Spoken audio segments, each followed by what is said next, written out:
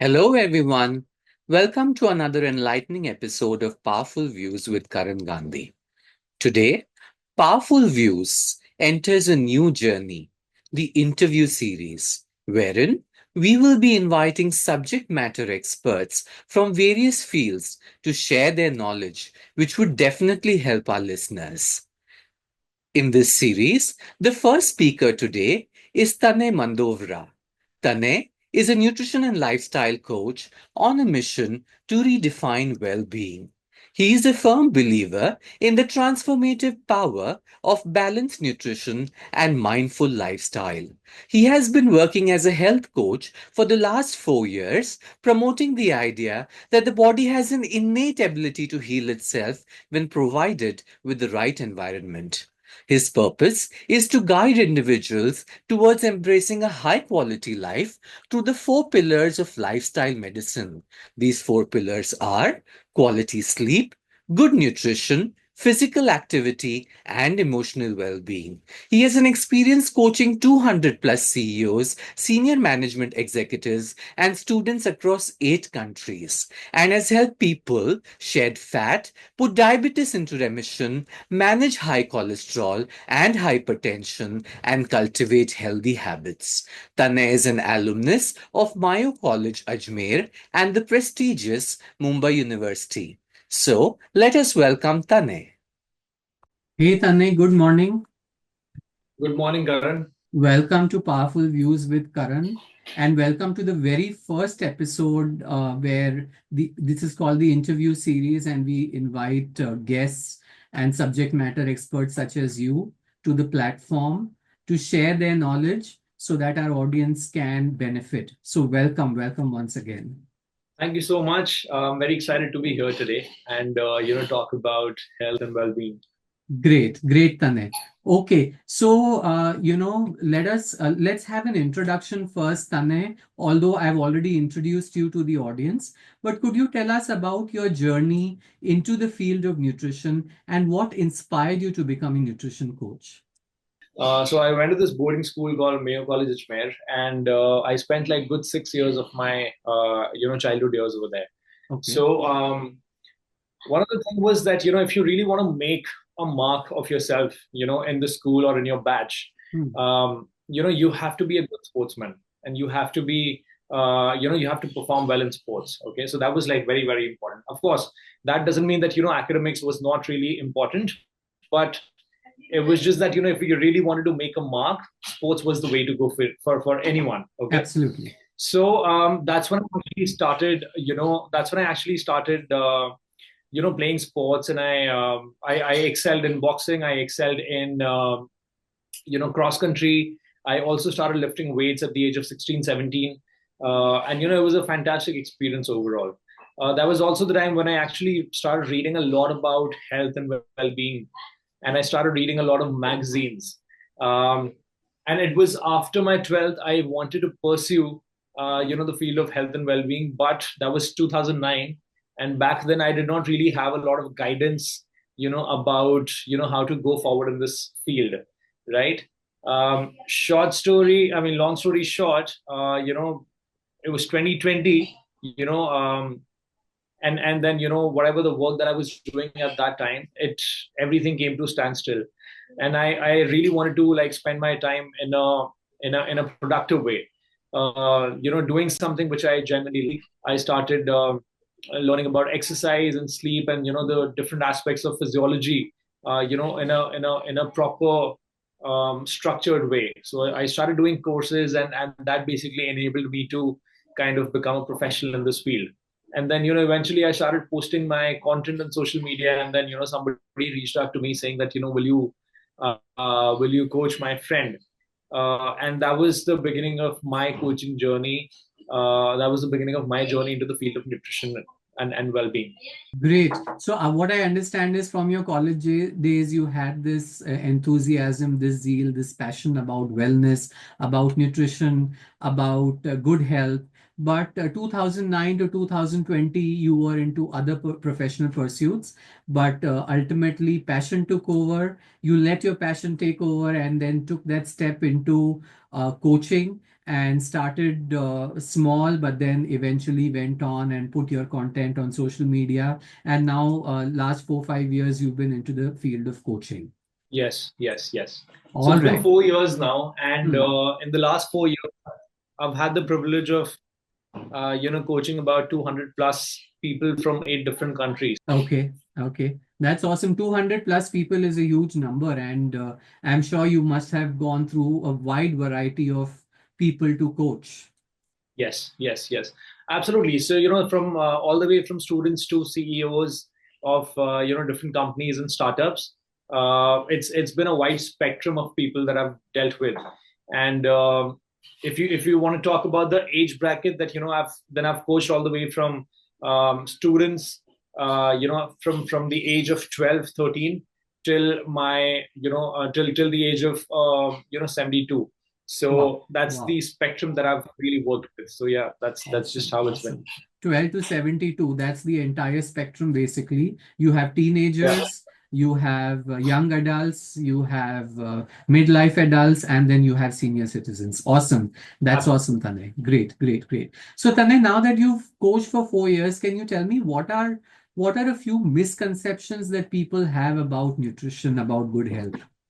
one of the biggest misconception that people have about good health or about following a plan is that it has to be difficult. Okay, and that's what people think, that if it's not really difficult to follow, then how is it really going to bring results? But trust me, the truth is that simplicity is what will bring results, and simplicity is basically in the home cooked food that you eat. Okay, so a lot of people are also, they have this thought process that they will be given a lot of green smoothies and all the fancy diets, which they've not really eaten in their entire lives.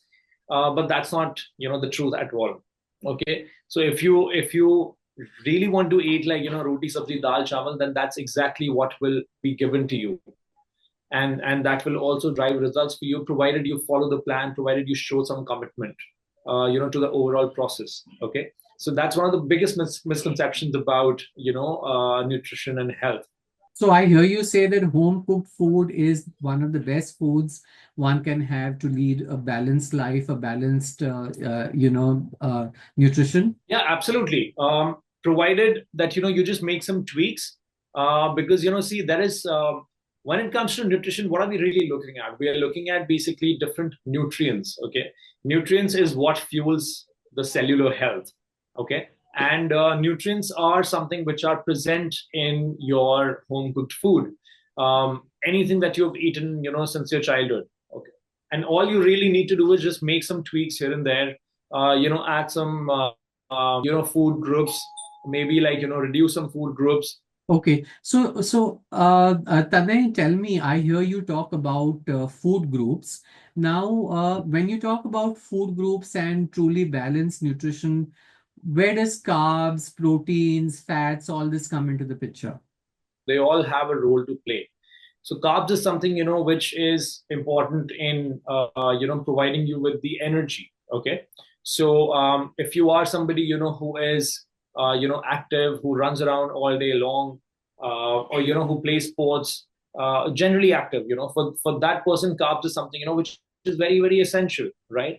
Protein is something which is very important, not just for building up your muscle mass, but it is also responsible for a lot of hormone production. It is also responsible for your immunity. It is responsible for a wide range of things. Okay, so protein is not just for people who go to the gym and who build muscle mass. It's for literally anyone who wants to lead a healthy and a good life. Okay, so that's for protein. And when it comes to fats, fats are very important again, for your hormone production. Okay, and there are also a lot of fat soluble vitamins. For that you require fats. Okay, so fat is also needed for, like, your omega 3 is needed for your good memory and for your joints and all of that stuff. So every food group, be it carbs, protein, and fats, they're all important.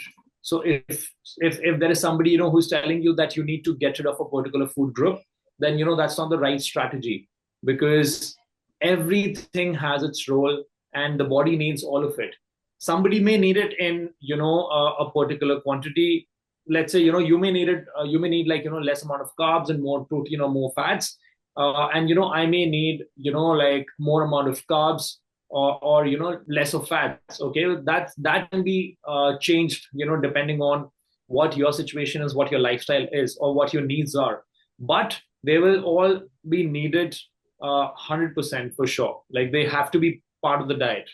So what I hear you say is every body is a different body. Needs of every body are different depending on the circumstances, depending on where one is in life and what one does, and it should be tailored according to one's needs. But Tanay, tell me, why has fat been made such a villain? What I used to hear a few years back is, oh, fat will lead to cholesterol, triglycerides, you should not eat ghee. But today there's another line of thinking says that ghee is the most important. Ghee is very important, which for the human body. So please clear this misconception for our people. When it comes to fat, there is a type of fat which you should be completely avoiding, which is your trans fat. Okay, because that's something which builds up a lot of the visceral fat, around your stomach, around your organs, and that's going to make you unhealthy, and that's going to be the root cause of, that can become the root cause of a lot of the diseases, right? But completely negating fat is just something, which is not really recommended. Again, there was a huge period in, history when saturated fat was actually, kind of villainized. But then recent research has, it started saying that, saturated fat is now healthy, although you should eat it, in moderation. But at the same time, it doesn't have to be that you have to completely avoid it from your diet. Okay, so there is a place for it. There is a portion that you should be eating, but if you're trying to completely get rid of it, that's not the best strategy that you can have. So when you say trans fats, what are trans fats? Is it these deep fried foods or foods made in certain kinds of oil? What is to be avoided actually? So trans fats are the fats which are present in all your unprocessed foods. Okay, so when you or the deep fried foods. So when you go to the roadside and you see that, the person is frying, whatever, the samosa, the kachori, and that guy has been using the same oil from morning to evening, and he's used that like multiple times. That oil has basically become, trans fat, and that's actually a very dangerous kind of fat. So that should be completely avoided. It is also present in a lot of, bakery items. So samosa lovers, deep fried food lovers, French fries lovers should look to air fryers rather than frying these in oil. But even if one has to fry in oil, Tanay, what is the best oil one can use as far as Indian conditions are concerned, which would be good for health as well as not convert into trans fat? So see, when it comes to frying, the regular oils that you've been using, for example, the groundnut oil is good. Mustard oil is good. So these are the oils, which have been traditionally being used for, so many years. But just make sure that, any of these oils are cold pressed. So these mustard oils, groundnut oils that you say, or even olive oil that they say is very healthy, they should be cold pressed is what your mantra is. Cold press oil is not refined oil, Yeah, correct? Okay. Oh, great. correct. Great. Thanks for educating our audience, Tanay, on the use of ghee and oil. Now tell us, there are certain trends in the health or nutrition industry that keep coming. For a few years, you hear it's keto diet, then you hear it's vegan diet, then you hear it's intermittent fasting, then you hear it's Mediterranean diet. So many diets, every health book you read, or every article you read, or every video you watch is a new kind of fad that comes in. So tell us something about this and whether it's really important to follow one of these. Sure. So, Karan, the other day I was delivering a lecture at, the Rotary Club. And right before, I mean, while preparing for the lecture, I went on to Google and I looked for, the best diet in the world. Hmm. Okay. And the Google ended up showing me 27 different diets. Now, the problem is that, it gets really confusing, when a layman goes to Google and, looks for the best diet in the world. Okay. And everybody has their own agendas, to promote whatever the diet that they are promoting. But the fact is that, if you can just use your common sense and learn about nutrition, you can make your own diet that really suits you. So whatever the diet that suits you, that suits your palate, and that suits your lifestyle, is actually the best diet. Of course, you need to take care of certain things. You need to take care of certain nutrition principles. You need to imbibe them in your diet. So when it comes to diets like keto diets or intermittent fasting and all of these things, the thing is that they are basically promoted for people who want quick results. The fact that keto diet is actually a medical diet, people don't know that. Okay. But the thing is that one of the side effects of following a keto diet is that it shows weight loss. And when anything that shows weight loss, it is abused by the masses because everybody wants to lose weight, and they want to lose weight in a quick way. Okay, so that's why keto diet has been misused and has been abused by so many people across the world. Same with intermittent fasting. Intermittent fasting is something, again, it just kind of promotes calorie restriction, which is something that you can also do without the intermittent fasting. Okay, so even if you're fasting just for like 12 hours a day, that's completely fine. So you don't really have to fast for 16 hours or 18 hours or 20 hours and all of that stuff. Okay, you can use the nutrition knowledge in a sensible way and create your own diet, and that's going to be that's going to give you results, and that's going to help you preserve your health and even enhance it. Okay, so you say even 12 hours of fasting is good as long as we eat right the next 12 hours, right? Yeah, absolutely. It's just that you have to eat sensibly, and you have to maintain the right portion sizes. And 12 hours of fasting is absolutely fine, but 12 hours should be minimum. Okay, okay. Okay, another fad in the market is superfoods. Every health article you read, every YouTube video you watch has a new superfood, and then people get more and more confused. People, there is chia seeds, flax seeds, blueberries, avocados, which are so expensive. Then we Yeah. have what else? Apricots. You have your regular, almonds and walnuts. So many, so many. Now you tell me, is if you're having a diet, a balanced diet, where you say home cooked food without trans fat, made well, do you really need superfoods then? So see, with all the names of the superfoods that you just mentioned, you just mentioned it yourself that they're really expensive. Okay, and they may not really be all originally from India, right? So there are all these all these media companies and article writers. They're all paid to write articles about these particular foods by okay, uh, and the simple reason is money. So when you want to, well, so when something does not sound right, all you have to do is just follow the money, and you will understand why some things are happening, right? Same with superfoods. Avocado has been marketed as superfood, and quinoa has been marketed as superfood, and a lot of other things have been marketed as superfood. I'm not saying that they are bad, but the fact is that not everyone can afford them. Okay, and unless you actually you know put the tag of a superfood, if you eat right, if you eat a balanced diet, if you exercise regularly, if you sleep well, if you have a balanced emotional state, you're going to have good health, you're going to enjoy good health. And let's say if you don't eat avocado in that diet or in that lifestyle, if avocado is not a part of that or quinoa is not a part of that, it's not going to make any difference. Okay, so yes, they are nutritious foods, but it's not that you need to have you need to have the superfoods in order to enjoy good health.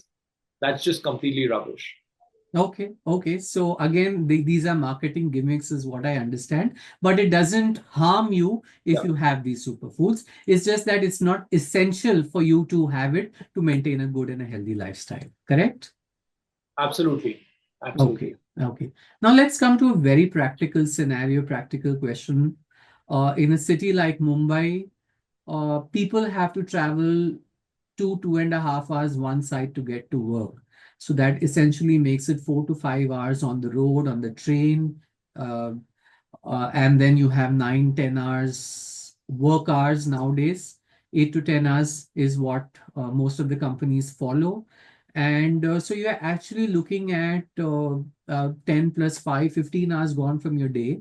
And then 9 hours you're at home, where you have to sleep, you have to maintain a healthy, balanced diet. So it's very tough for a person living in a fast city like Mumbai to really, really make a plan for themselves, where they see to it that, oh, we're not eating food with trans fat, we are eating proper amount of fats, carbs, proteins, all the essential vitamins, amino acids required. At the same time, they're never at home. So tell us, how do people like this follow a regime? How is it going to be possible for a person like this to really be healthy? Okay, so the first thing is, in cities like Bombay or Bangalore or Delhi, where the life is really hectic,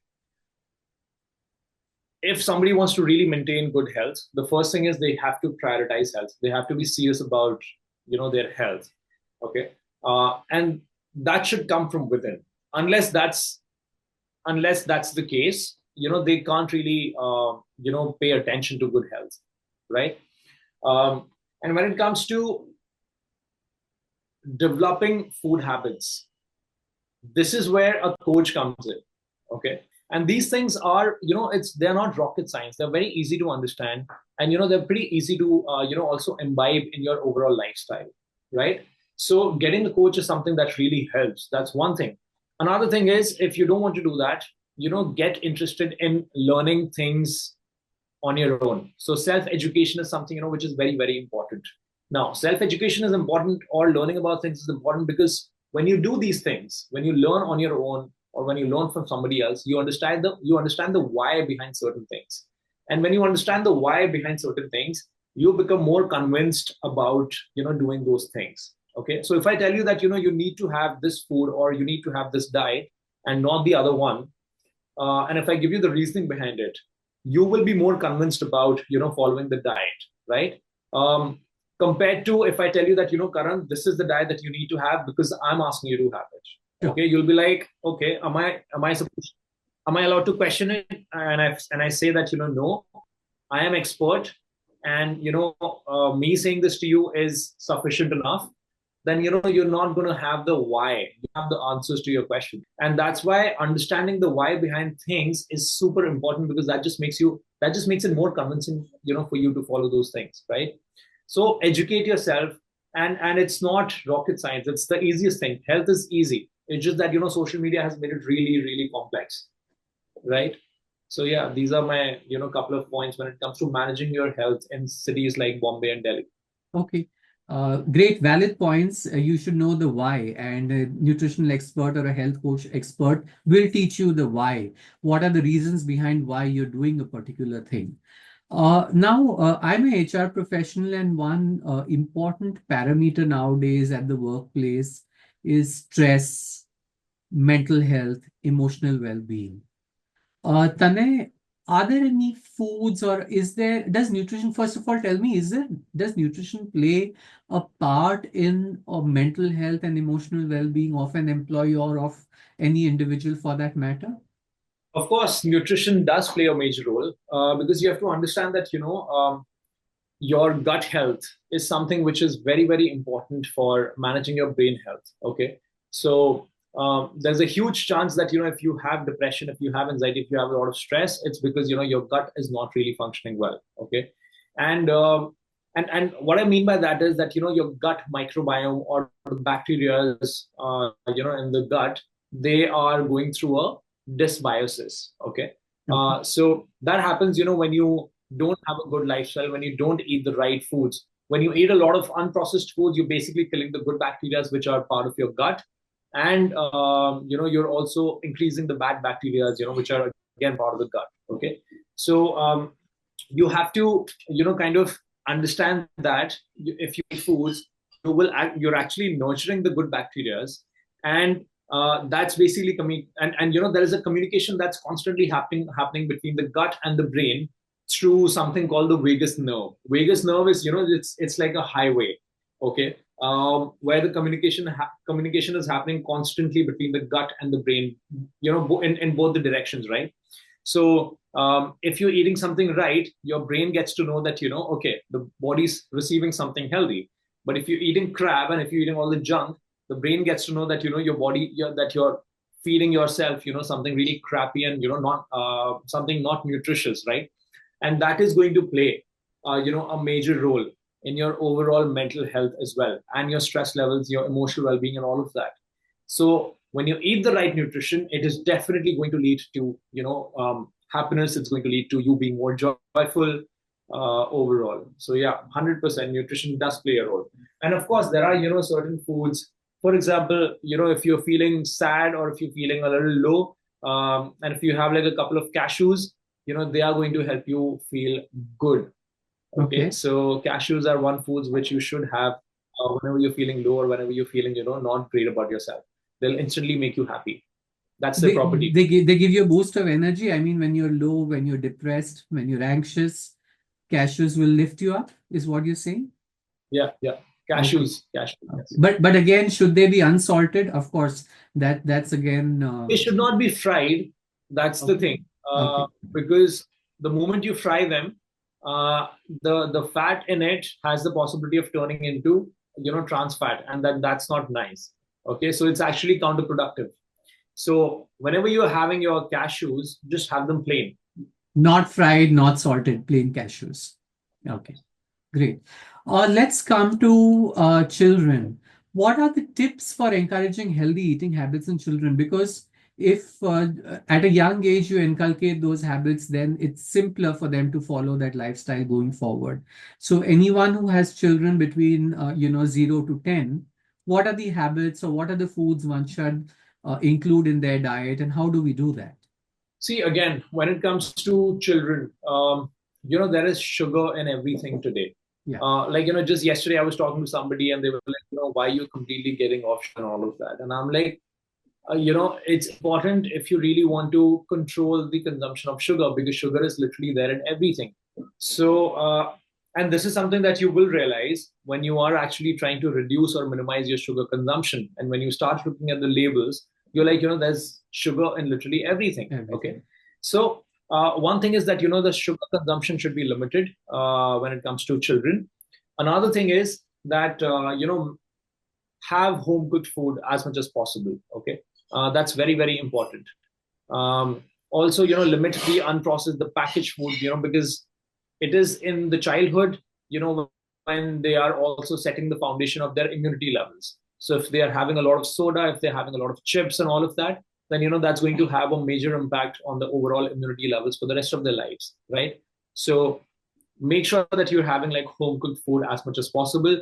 There's also this research which says that, I think in the last decade, the families going out to eat at restaurants has gone up from 4 times in a week to 7 times in a 4 times in a month to 7 times in a 7 times in a month, and that's quite a big change. That's almost like 100% jump, right?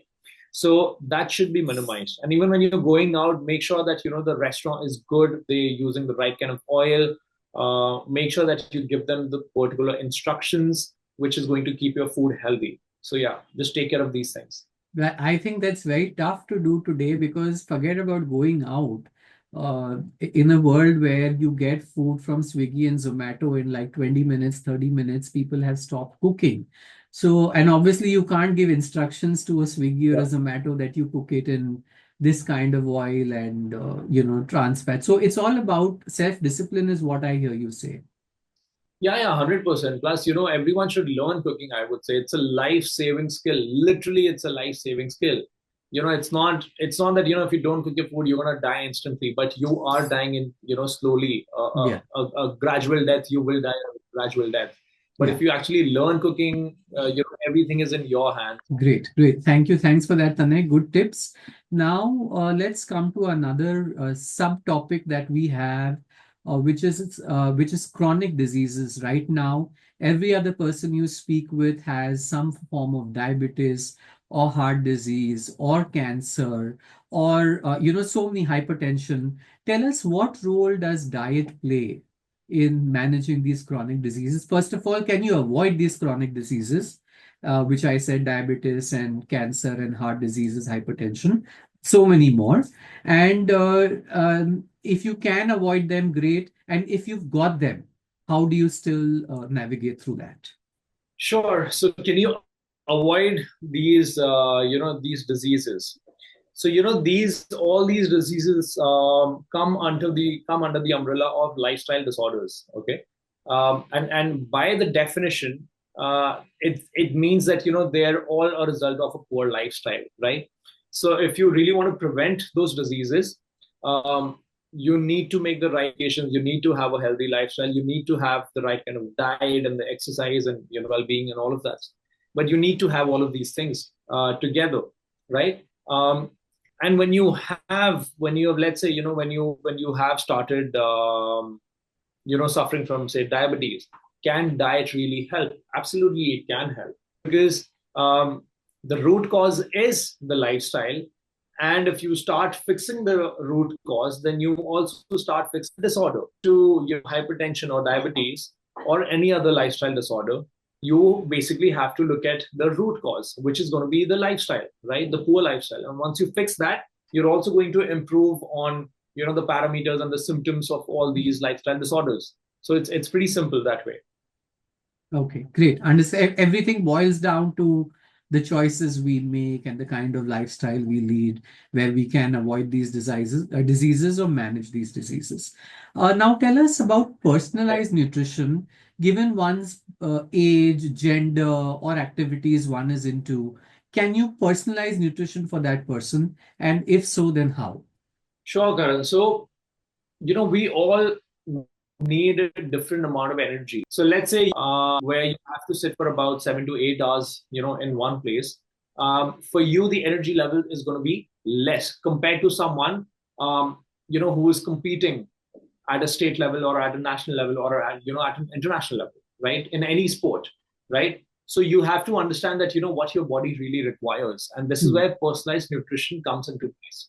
So it's very important to not mimic the people that we look up to, or it's very important to kind of understand your own needs, because that's eventually where your decisions should really come from when it comes to your nutrition, when it comes to your energy requirement, right? So personalized nutrition is something which is very, very important. Okay, great. Now tell us, Tanay, one important thing we haven't discussed today as yet is exercise. We've discussed a lot about nutrition, but now if a person is following everything that you say in terms of nutrition, but does not exercise, will it help? Or if a person is really exercising very well, going to the gym or doing his whatever required stuff is, but not follow nutrition. So between exercise and nutrition, you follow any one of them and not the other. How does it help? Or does it even help? So it's not that let's say you have a goal of weight loss, okay, and you have basically gotten on a diet, but you don't want to exercise. So what will eventually happen is you will end up losing a lot of muscle mass as well, along with the fat, okay. And when you lose your muscle mass, you're actually worsening your health, compared to when you started off. Sure. Okay. So exercise has its own role, in maintaining and growing your muscle mass, in maintaining and growing your strength, your endurance. Okay, that's not going to come from food. Okay, yes, food has a role in maintaining your overall body and your health, but exercise has its own role. So you can't say that if you eat the right food and not exercise, or if you just exercise and not eat the right food, will you enjoy good health? No, you have to take these both the things simultaneously, because these are two pillars of out of the four pillars. Even if one pillar is missing, the chair is going to fall, the table is going to fall. So you have to look at it that way. Okay, so they're pillars you can't avoid.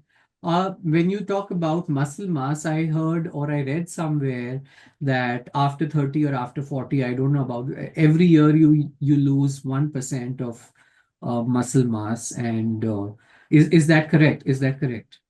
Yeah, it's not 1%. It's, I think, about 7 to 8% of muscle mass that you end up losing every decade. Okay. Okay. 8% every decade. All right. Okay. Basically mean you end up losing muscle mass as you age, right? So another another thing, where exercise is very important is when you really want to maintain your muscle mass, right? Hmm. So this is again, role of the exercise. So if you want to live longer, if you want to live longer with a good quality of life, then that's where your exercise comes in, and that's where your muscle mass also plays a massive role. And muscle mass is not just about feeling stronger and feeling great about yourself and your overall structure. It's also a lot about your hormonal health. So if you have good muscle mass, your hormonal health is going to be in good shape. So anything in the body, any organ or any system in the body just does not have one function. It has multiple functions, and we need to respect that particular system or that particular organ for that, right? Right. But it's possible, let's say you have X% muscle mass at age 40, and then you measure it at age 50. If you've had the right lifestyle and the right nutrition and proper exercise, will you be able to maintain that muscle mass even at 50? Or even if you followed all of this, there will still be a decrease? No, so if you are following everything, if you're taking care of your diet, if you're taking care of everything else, um, there is all the possibility for you to maintain that muscle mass or even grow that muscle mass for that matter, Wow. right? If you're doing the things right. So it's not that, it's not like a law of the universe which you can't really, kind of deny, or which you can't really kind of get rid of. It's something that you can work on, and you can see improvements, or you can just see the maintenance part at least, if you do the things right. So Very it's not nice. a compulsion that you will lose muscle mass. It's a Okay. compulsion. It's a compulsion when you don't take care of things. Okay. Because the body is going to deteriorate, right? You're not growing younger. So when you're growing older, when you're aging, um, your body is going to kind of show signs of it, and muscle loss is one of the biggest signs of aging. Okay. Okay. Now, so when you say muscle recovery, before going to your workouts and after coming back, what are the good, can you tell us three good pre-workout meals and post-workout meals which would help or aid in muscle recovery and maintaining our muscle mass? Sure. In So when it comes to that, see, no one food or no pre workout or post workout, food is actually going to help you, with your preserving or your growing your muscle mass.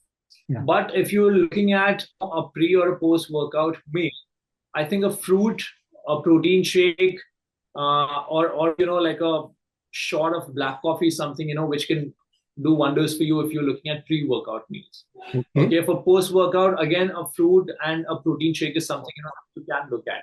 So yeah, so I mean that's your answer. But if you're looking at preserving your muscle mass or growing your muscle mass, you have to again overall look at the the overall diet, what you're eating in your 24 hours. That's more important than what you're eating just before or after the workout. But any fruit is okay. Any fruit available in the local market is fine. Sure. I mean, you can have a banana, you can have an apple, whatever is available for you. That's completely meal is that you're able to have the right amount of energy while you're working out. Because if you don't have that, you will not be able to push yourself right way. You will not have that resistance which is required for your muscles to grow, right? And muscle growth is one of the reasons why we go to the gym, or challenging the muscles is one of the ways, is one of the reasons why we go to the gym, right? Uh, Long time back, maybe 3, 4 years back, I had read this book called Ikigai. And Ikigai had this Right. mention of blue zones. Blue zones where people live Right. very long, 100, 110, 120 years. And uh, longevity was a topic that was discussed in that book. Now, tell us, you as a health coach, are there specific diets or foods that are recommended to live this kind of lifestyle or a long and a healthy life? Given that we don't have blue zones in India, or do we have blue zones in India? I don't know. I mean, that's another topic of discussion, but tell us, what do you think about this? See, honestly, when it comes to blue zone or the theories that they have, what really matters is what the kind of environment that you're looking in. Okay, so these blue zones are nothing but the environments that people are living in, right? Hmm. And the environment is something which is pretty big, Hmm. and it has impact on the most basic unit of life, which is your cell, right? Hmm. Hmm. So anything, any environment that is going to be providing your cells with the right kind of health, that is going to help you live a long life. Okay, so it's not something, blue zones, yes. I mean, I don't know what's the propaganda behind, promoting those particular zones, or maybe there is actually genuine research around it. I honestly don't know about that. I've not really gotten much into that because I don't think so. That, I mean, if somebody wants to, live longer, it doesn't have to mean that, they have to leave their life, in Japan, right? I mean, that's not practical. That's just silly. So you have to understand that, what blue zones are actually providing you with, and they're providing you with an environment. And is that something that you can replicate it here? You can probably replicate that here, or maybe at least parts of it, right? Because that's what is going to give you, the right kind of, emotional well-being. Because all these things form overall health, right? So these things are very important. I mean, yes, blue zones are nothing but the environment that you provide your cells and your body with. One topic mentioned over there was calorie restrictions. And we Yeah. did speak about intermittent fasting, where you said that even 12 hours is good. So is it the same thing when you say that you do calorie restriction and fasting? They are a strategy to enhance longevity. So current body thrives when it is provided the right amount of stress. Okay. So what is exercise? Exercise is the right, exercise is a form of stress. Okay. But when you overwork out or when you over exercise, that is not nice because, you're Sure. doing it too much. Okay. Sure. Similarly, when it comes to, fasting is nothing. It's just, the regulated form of stress that you're providing the body. Okay. Sure. Because only when you provide the right amount of stress your body thrives. Okay, if you keep your body at ease all the time, it'll start deteriorating. If you keep feeding yourself all the time, that's going to put yourself at ease, and also that's going to put you in a lot of stress in the sense that you're giving yourself so much food which is not actually needed for your body, right? So it's two ways. So but what you need to understand is that you need to provide the right amount of stress, because Sure. even at work, if you don't have the right amount of stress, you will not be able to focus well. And if you have too much of stress, you will again, not be able to focus well. So you Yeah. need that balance, Balance. right? And something, which is going to help you thrive, at work and with your body also. The same principles apply. Okay. Thanks, Tanay. We coming to the closing of this interesting conversation we've had. Give us three simple changes that our audience can make to have an improved lifestyle, nutrition, health. Any three changes that they can make. Eat your home cooked food, sleep well and on time. There's absolutely no point if you're getting about 8 hours of sleep, so beginning at 2 a.m. And the third thing is have a positive attitude towards life. I think when you have these three things, you're going to have good health. You're going to enjoy good health. So home cooked food, I hear you say again and again, dal roti khao, Prabhu ke gun gao. So that's very important. Second thing, what you say is good sleep, but sleep at the right time. So what is the right time? 10 o'clock, 11 o'clock? What is the right time? 10, 11, 9:30, it's absolutely fine. I mean, all these times are great. But just like try to sleep as early as possible before 12 a.m. And it should be 8 hours of continuous sleep, or is there no defined number of hours? It should be anywhere between 7 to 9 hours, because there are a lot of people who get stressed thinking that I'm not getting 8 hours of sleep. Okay, but the point is that the function of sleep is to help you recover and rest. So when you wake up, and if you feel rested and recovered, that means you've had a good sleep. If you're not feeling groggy, if you're not feeling irritated, if you're not having hunger pangs, that means you've had a good sleep, right? So that's the function of sleep. And if the functions of the sleep have been met, that means you've had a good sleep. So don't go too much behind the number.